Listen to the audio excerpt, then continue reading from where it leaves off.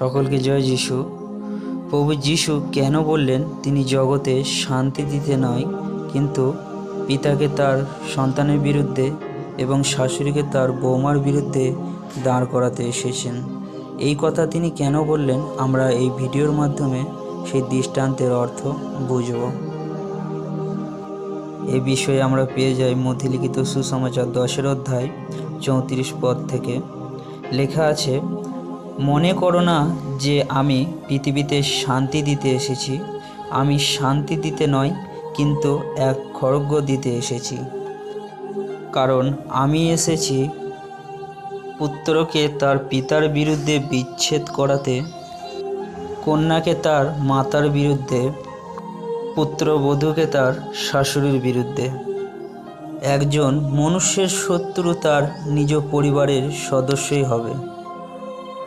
প্রভু যীশু এই কথা তিনি এই কারণেই বললেন, কেননা কোনো পরিবার থেকে যদি সেই পরিবারের একজন সদস্য সে বিশ্বাসী হয় এবং বিশ্বাস জীবনে সে যদি বাড়তে থাকে, তার পরিবারের লোকই তার বাধা হয়ে দাঁড়ায়।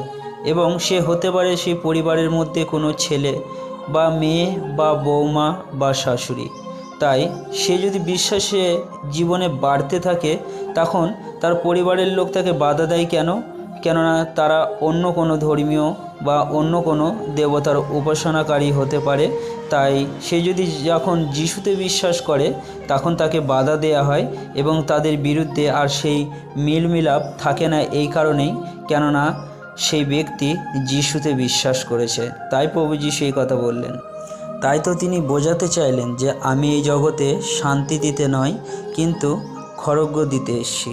কেননা তাকে বিশ্বাসের দরুনই তার পরিবারের মধ্যে এই সমস্ত বিষয় হতে পারে, কেননা সত্যকে সকলে গ্রহণ করতে পারে না।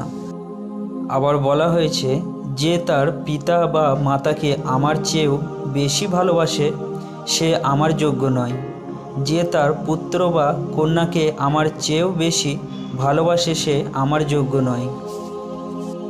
প্রভু যীশু এইখানে এই কথার মাধ্যমে তিনি বোঝালেন, তার শিষ্য হতে গেলে আমাদের অবশ্যই জগতের মোহকে ত্যাগ করতে হবে এবং জগতের মোহকে ত্যাগ করে আমরা ঈশ্বরের সুসমাচার প্রচার করতে হবে। তাই আমরা যদি জগতের মোহের মধ্যে ফেঁসে থাকি আর ঈশ্বরের এই সুসমাচার প্রচার না করি, তাহলে সারা বিশ্বের মানুষ, সারা জগতের মানুষ তো পাপের মধ্যেই রয়ে যাবে, তারা সত্যকে জানবে না। তাই তিনি বললেন, তার শিষ্য হতে গেলেই ঈশ্বরকে বেশি গুরুত্ব দিতে হবে এই সংসারের মোহকে ত্যাগ করে। এবং তিনি 38 পদে বলছেন, আর যে তার ক্রুশ নিয়ে আমাকে অনুসরণ করে না সে আমার যোগ্য নয়। প্রিয় বিশ্বাসী ভাই বোনেরা, আমাদের জানতে হবে প্রভু যীশু আমাদের কিন্তু এখানে এই কথা বলছে না যে আমরা কাঠের ক্রুশ তৈরি করে তা কাঁধে নিয়ে আমরা সারা বিশ্বে ঘুরি। তিনি এখানে বোঝাতে চাইছেন আমাদের জগতের পথে যে লালসা জীবন ছিল বা কামনা বাসনা আমাদের জীবনে যে সমস্ত জগতের পাপাচারগুলো ছিল, সেগুলো সমস্ত কিছু আমরা যখন বিশ্বাসী হয়েছি তখন তা সমস্ত কিছু কুশবিদ্ধ হয়ে গেছে। আমরা এখন নতুন জন্ম পেয়েছি। তাই আমাদের ঈশ্বরের পরিকল্পনা অনুযায়ী বাঁচতে হবে। ঈশ্বর যা চাইছে সেই মতো করে আমাদের বাঁচা দরকার। আর তা জানতে গেলে আমাদের ঈশ্বরের বাক্য জানতে হবে, আমাদের আর্থিক জীবনে বেড়ে উঠতে হবে, তবেই আমরা তা জানতে পারবো। তাই ঈশ্বরের বাক্যকে জানা দরকার।